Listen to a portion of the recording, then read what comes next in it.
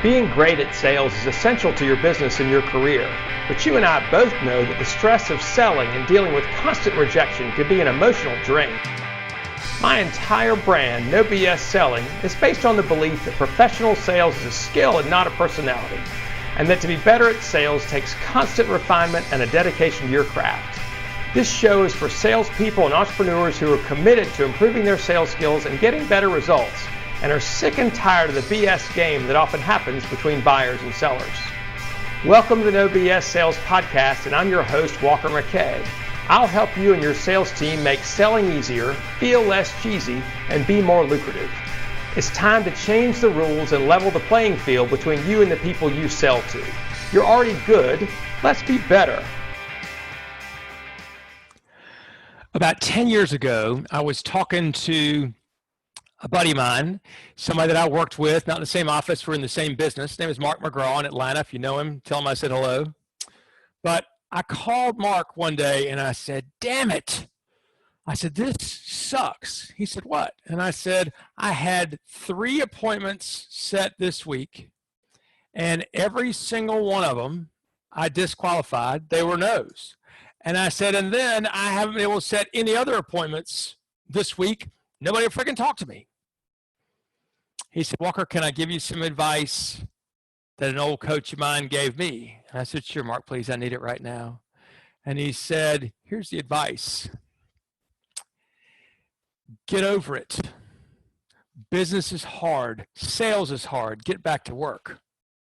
I was like, fuck. Wow. I said, as direct as that was, I really needed to hear it. I said, thank you so much for, seriously, thanks for just kind of putting my head back in the game. I appreciate that. And I said, by the way, who is this coach, mentor of yours that you listened to? Who told you that? I probably need to know him too. And he goes, oh, you know him. I said, really, who is he? He goes, it's you. You told me that 6 months ago when I called you whining about how hard things were.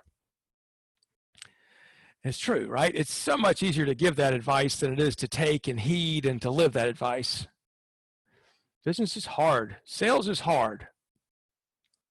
All we can do is keep doing it, right? Don't ask for it to get easier. Ask for yourself. Ask to get better at it.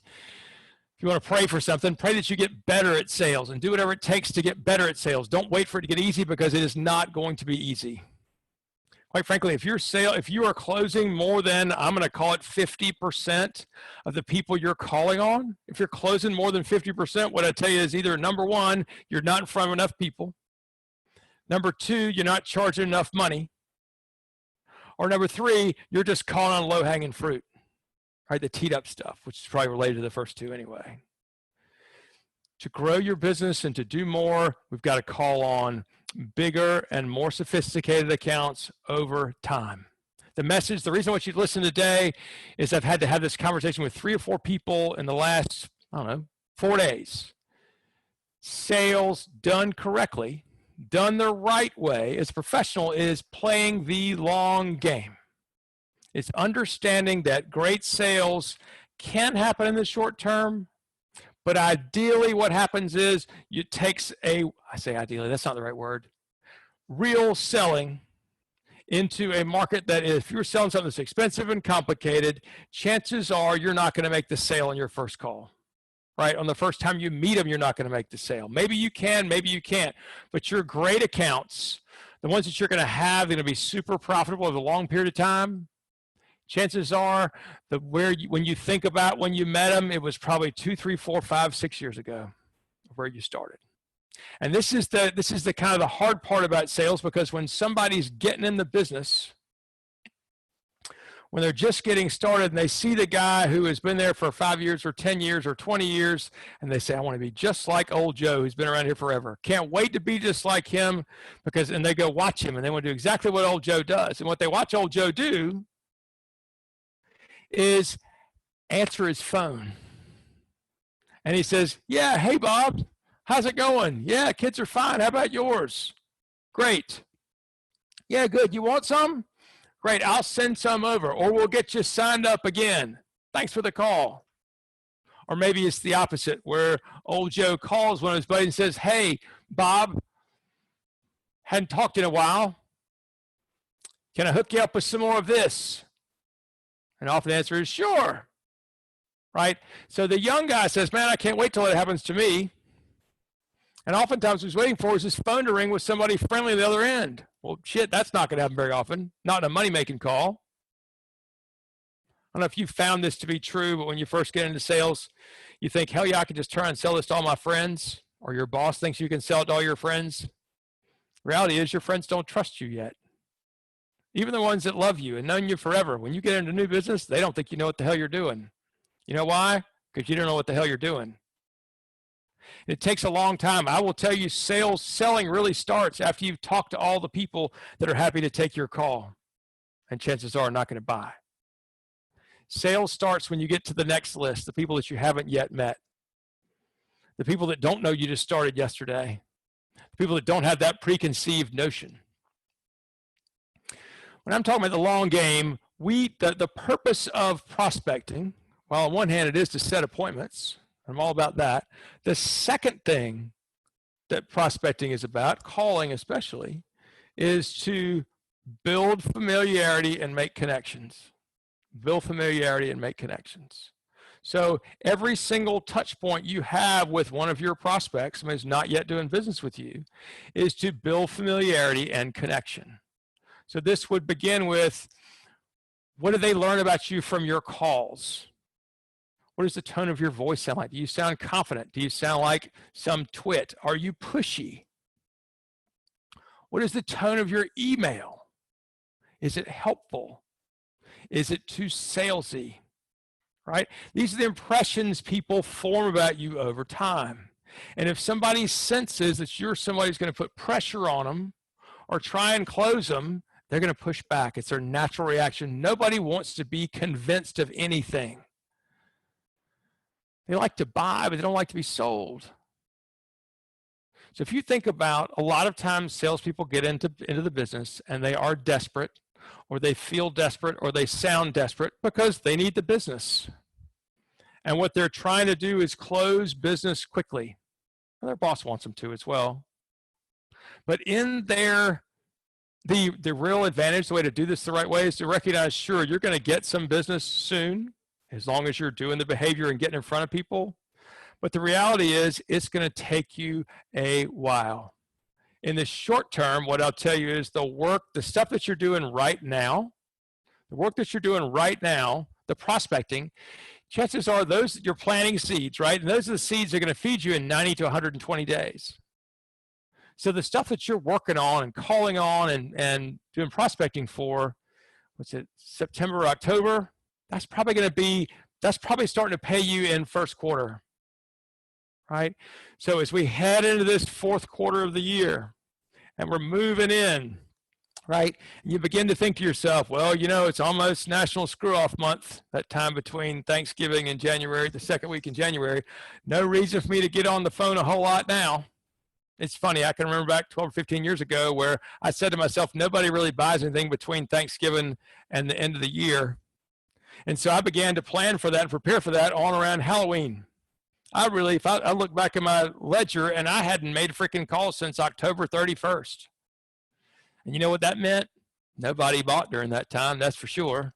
They also didn't buy in the first damn quarter because I hadn't planted any seeds. So the lesson I learned the following year was, shit. People out there have pain, but they don't know I exist. And they can buy on Christmas Day or New Year's Day or Thanksgiving Day if they have pain and they know I exist and they know I can help them. So that following year, I continued to prospect all the way through the end of the year. Had the best fourth quarter I'd ever had and the best first quarter I'd ever had. Because I was willing to put in the work when other people are like, oh, it's a Christmas party, or oh, I'm hungover, or gosh, nobody buys this time of year. Well, good, I'm glad you believe that because I'm calling them and they're buying from me. Your competitors are doing that. Many of your competitors are taking their foot off the gas pedal. Right? They say, oh, it's the quote holidays.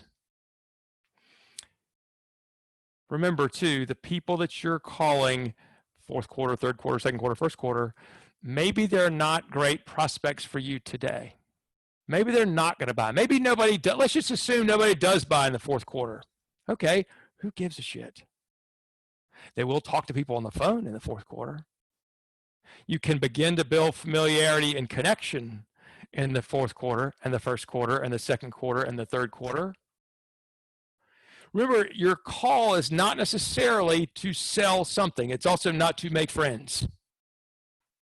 But your call is to figure out, is this the right time? Are there problems people are having right now that they're fed up enough with that they want to fix them? That's what sales is, having somebody trust you enough to give you money to make a real problem go away. Have somebody trust you enough to give you money to make a problem go away. And maybe when you call them, they don't think they have a problem. And maybe the second time you call them, 6 months later, 3 months later, a year later, maybe they still don't think they have a problem. Maybe you end up calling them 3, 4, 5, 8 times over a 3 or 4 year period. But then they begin to recognize your name, and there's some connection there.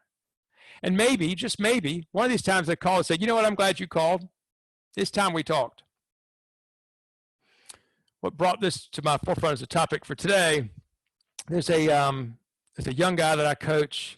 He's in the P&C insurance business. Great guy, got lots of energy. He's about 24. And ever since he got to the insurance office where he is, they've got great resources and good training, of course, because they hired me, right? But they've got good product training as well. And he has been calling on gigantic accounts, things that would be, I don't know, I'm making these numbers up, but $200,000, $300,000, $500,000 in premium. And that's where he's been calling. And he gets so excited when he gets an appointment. And he'll often grab one of the senior guys in the firm to go with him on these calls because they know what they're talking about. And so for the second time this year, he has called me the day after one of these meetings and said, I am just pissed. I said, why? He goes, well, they didn't buy. It wasn't blah, blah, blah. They went back to their other guy, blah, blah, blah. I said, well, no shit, they did. I said, big companies are set up to not make changes. That's the whole purpose of a giant company. They have systems that don't change. They like things to stay the same. And I said, you have to understand, how many times you called on them? Well, this is my first time. We got an appointment, blah, blah, blah. I said, they don't know you from Adam's house cat. I said, maybe once in your life you'll get lucky and call a big account. And on the first time you reach out to them, they say, hell yeah, I'm so glad you called. Come on over here, let's do the paperwork. And here's what I told the guy. I said, I hope that does not happen to you in your first 5 years of business. He said, why not? I said, because that would ruin your ass. Because then you would begin to believe that's the way it always worked. You just think, gosh, all I need to do is just find somebody ready to buy right now and just buy one of these, have one of these big ones and I'll land them. You'd be worthless. Because then when you're figured out later on it was harder than that, you've been spoiled the first time, you'd get out of the business. I said the best way to learn, and not everybody believes this, but is to pick a lane, right? Go after, y'all have heard me talk about squirrels, deer, and elephants before, right? Squirrels are the tiny prospects or customers. They're easy to get. They probably come to you. You can make a decent margin on them, but no money, right? A squirrel account. And on the other hand, the elephant accounts, the giant ones. If you ever close one, they make a huge difference in your, giant difference in your book, huge revenue. But if any one of them is more than, say, 20% of all your revenue, then they own you, right? They take a long time to close. You got to make a lot of concessions. And then once they become your client, eventually they go away. Because somebody squawked about your pricing or somebody said, hey, we can get it cheaper somewhere else. They're not as loyal as we'd like to think they are. We brag about them being our client a whole lot more than they brag about being clients of ours. Deer are the ones right in your sweet spot, right in the middle ground. They're profitable. They're easy to handle. If you in your business had somewhere between 25 and 100 deer, you'd have a really, really nice book of business. So I want you to know, too, that when you first get started in business, that your deer is going to look different than it will if you've been in business 10 years, what we hope anyway, that they grow. And when you start, we get a whole lot of practice here and no. We don't get so much practice here and yes. And that's the hard part, right? Is we hear no, no, no, no, no, no, no, no, no. We learn the first part of the process real well. Is you call somebody and they say no, and you hang up and call somebody else and they say no. What we don't get as much practice with is, well, how do we actually close a piece of business? This is the hard part. And it's funny because when you're brand new, you don't have any base to go back to. There are no dead files to go back to. There's no base, right? Nobody knows you. So that's what the first, I'm going to call it 3 years, are all about. Making the calls, making connections. You're going to make some sales no matter what. It's all about your behavior your first 3 years. Do you have a decent list of folks you're calling on? How well are you going out and networking? When you network, what are you offering to give other people? Let me take a minute and talk about that for a second. Most of the time when people are looking for networking partners, what they'll go to is say, hey, let me tell you who I'm looking for and you tell me who you know. Well, that's neat. Everybody does that. If you're playing the long game, what I want you to say to people is, look, I think you and I call on the same kinds of people. Can you tell me who your ideal prospect is? Because maybe I know a few that you need to be meeting. Maybe I've got some customers that need to meet you. You mind if we spend a few minutes with that? And what you'll find is that some people, not all people, but I hope it's half, sometimes it's 30 or 40%, will say, well, tell me who yours is. How can I help you? And what you'll do is, if you go in with the attitude, how can I help this other person? You continue to be that guy who's a giver, that person who's a giver, and you do that over a long period of time, it will make you so rich you can't stand it. But that's a long-term game, because when you're first starting out, you're going to know other people who are first starting out, right? So, and about your age. My father told me a long time ago, and I didn't believe him. I was mad at him when he told me this. He said, Walker, he said, you won't make as much money in your 20s as you will in your 30s. You won't make as much money in your 30s as you will in your 40s. He said, in your 40s and 50s, you'll make the majority of your money. He said, because that's when your friends, your cohorts, the people that are in your circles, that's when they're going to be making most of their money. That's when they can pick you. That's when they're in charge of those companies that can hire you. I know business changes, and if you want to be an investment banker, I'm sure you can make $1 million in your 20s. Good for you. But for the vast majority of us in sales, we go in, but it's, quite frankly, it is putting in the effort. And what I have found is that if you want to make a lot of money in your 20s and then more money in your 30s, more money in your 40s, is put the effort in right now. As the old story, my old estate planning attorney buddy told me the best time to plant a tree was either 40 years ago or today. So the best time to begin to build your network and be known as a giver and somebody who helps other people is either 40 years ago or today. So as you go out into the marketplace and you say, how do I grow my business? Figure out, how can I help other people? Who do I know that they need to know? As you're reaching out to people and talking to your prospects too, find out about them. It's not just about selling them, it's about them. And quite frankly, it's not so much how many kids do you have, although that's fine. It's tell me about your business. Tell me about your business. See, that's how people can't tell that you're better until they see that you're different. And if you actually go slow enough that you're asking somebody, tell me about your business. How does that work? How do you make money? How'd you happen to get in that business? What's the hardest part? See, if you're calling on people and you're asking those kind of questions and you're showing interest and not just trying to freaking jam something at them, not just trying to tell them to press hard, third copy's yours, but actually trying to learn what it is, what motivates them, what makes them money in their business, what are they most afraid of, and have real human conversations with people. And if they're not ready to buy now, which they're probably not, that's great. But when you call them back in 3 months or 6 months or 9 months or a year, you have a whole lot better time getting in if you've had a good conversation the first time. Not just about how can I sell you something. So if you can begin that in the early stages of your career, begin to have conversations. And here's the thing, when you're in your 20s, chances are most of us, you don't know shit about business.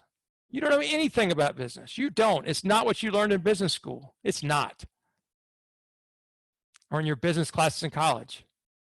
Business is about people and people's opinions and what they think and what they're afraid of and what they love and what they're going after and what their goals are. So when you're having conversations with people, if you want to get better in sales, get better at understanding business. And understand the people that you're talking to, understand what they think about business. What drives them? What drives their company? What are the key metrics that they watch? You can ask, how does what I do fit into your business at all, if at all? How do you think about that? Not what do you think, but how do you think about X? How does that factor in any of your decision making? You could ask, who are the salespeople that they really admire? What do they do really well? On the other hand, if there's something you wish they did better differently, what would that be? Learn. See, the thing is, if you can start this thing young, it's a little bit like compound interest, right? If you start saving in retirement when you're really young, you can have a shit ton of money when you're retired. And by the way, that will come to you sooner than you think. Maybe not retirement, but the age 65 will. So start putting pennies in your relationship bank, dollars in your relationship bank by reaching out to people and asking about them. If you're talking to referral partners, ask about them, how you can help them, who's their ideal client, what they do best, what they hate about their business, what they're working on, what they're trying to fix in their business, things they're struggling with. Same is true with the business owners. When you're playing golf with somebody or you're visiting with them, having dinner, ask them about their business. Don't talk about you. Nobody gives a shit about you. If you want to be different, ask them about themselves, about their business. Have business conversations so that you can create healthy business relationships, which are completely different. I say completely different. They're different than friendships. Remember, the goal of a friendship is the friendship itself. That's the only goal. So if you go in to try and be friends with somebody so you can sell them something, you're being disingenuous. However, if you go in for an idea of a healthy business relationship, a healthy business relationship is two people that are knowingly helping each other reach their own business goals. This happens over the long term, right? The long term, where people can do business with you 2, 3, 5, or 500 times. And that they would follow you, right, from company to company. That's what we're looking for, right? It's the long term. So those of you that are new and you are trying to all of a sudden be the super rock star, like your guy that's been there 20 years and go close the giant deals, and you are frustrated because they keep blowing up in your face, I'm not telling you to stop chasing them. What I will tell you is focus your prospecting efforts on the deer, on the ones that are in the middle. You can practice with the squirrels if you want to. I'd be tougher with them. I'd work on my disqualification skills with those guys, the tiny ones, because there are always lots of them. Call them cannon fodder. There are always lots of them. When you move up, though, when you're calling on your deer, then you can begin to learn about who those people are. People with a business that size, what are the kind of things they worry about? What do they love? What are they going for? What's an ideal outcome for them? How'd they get where they are? How'd you get here? What's your current role? If things go well and it's 2 or 3 years from now, what would you do then? What does that look like? Go be that person who's sincerely curious. Let's focus on the first word, sincerely curious about what it is about them. Think about this as I'm getting to know somebody now, so the next 5 to 10 years, we can have a healthy business relationship and can help make each other rich. They may not have the same focus. They may not be the right one. But you be the one that's different because you're asking about them and how you can help them, not just sell them something. Business is hard. Get over it. Most people, in my mind, that are in sales should not be in sales. They make it harder on the rest of us because they're takers, because they're cheesy, because they lie, or because they get into sales because they think they get into it for the money and the freedom, but you don't realize that money and freedom don't come for free. It comes from the hard work you put in consistently over long periods of time. No BS Sales Team, thank you for listening. Also want to thank you. I've gotten a lot of emails, feedback on the podcasts. Love to hear what you think, lessons that you've learned. Email me, walker@walkermckay.com. I'm doing some individual coaching for entrepreneurs. It's pretty intensive. Do a 3-month program for entrepreneurs who who know that if they got the sales part right, they could make another $100,000 in the next 3 to 6 months. They're out there. You guys are out there. Those are the people it would make sense to.